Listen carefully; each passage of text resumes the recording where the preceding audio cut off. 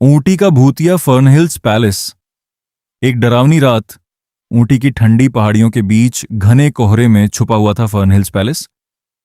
एक ऐसा शाही होटल जो बाहर से जितना खूबसूरत दिखता था, अंदर से उतना ही डरावना महसूस होता था। उसकी पुरानी दीवारें, लंबे सुनसान गलियारे और अजीब सी खामोशी हर आने वाले को बेचैन कर देती थी। आरव और निशा अपनी शादी की सालगिरह मनाने ऊटी आए थे। उन्होंने इस महल जैसे होटल में रुकने का फैसला किया क्योंकि उन्हें इसकी रॉयल खूबसूरती बहुत पसंद आई थी। होटल पहुंचते ही एक बूढ़े कर्मचारी ने उन्हें अजीब नजरों से देखा और बस इतना कहा, रात के बाद वेस्ट विंग की तरफ मत जाना। दोनों ने उसकी बात को मजाक समझा और अपने कमरे में चले गए। पहली रात करीब 2 बजे निशा की अचानक नींद खुली। गलियारे में किसी के ऊंची हील पहनकर चलने की आवाज गूंज रही थी। निशा ने डरकर आरव को जगाया। आरव ने दरवाजा खोला, लेकिन बाहर कोई नहीं था, बस लंबा अंधेरा कॉरिडोर और टिमटिमाती पीली रोशनी।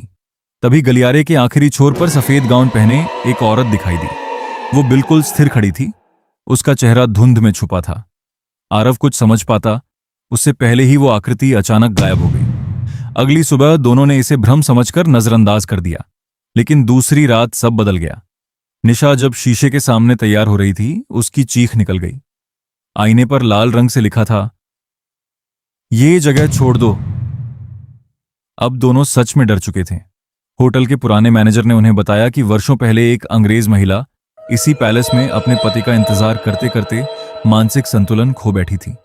कहा जाता है कि उसकी रहस्यमयी मौत के बाद उसकी आत्मा आज भी इस होटल के वेस्ट विंग में भटकती है। डर के बावजूद आरव की जिज्ञासा बढ़ गई। उस रात उसने बंद पड़े वेस्ट विंग का दरवाजा खोल दिया।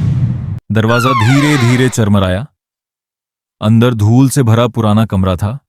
कमरे के बीचों बीच एक लकड़ी की कुर्सी अपने आप हिल रही थी। अचानक कमरे का तापमान बेहद ठंडा हो गया। निशा ने सामने लगे बड़े शीशे में देखा। उसके पीछे वही सफेद गाउन वाली औरत खड़ी थी। इस बार उसका चेहरा साफ दिख रहा था। सफेद मृत चेहरा, काली खाली आंखें और होंठों पर खौफनाक मुस्कान।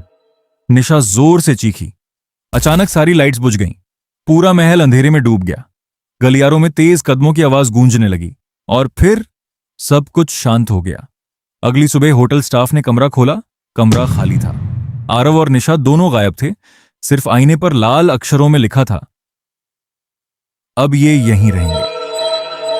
आज भी फर्नहिल्स पैलेस में रुकने वाले कुछ लोग दावा करते हैं कि देर रात सुनसान गलियारों में ऊंची हील्स की आवाज सुनाई देती है और कभी कभी शीशों में सफेद कपड़ों में खड़ी एक औरत दिखाई देती है जो शायद अब भी किसी नए मेहमान का इंतजार कर रही है।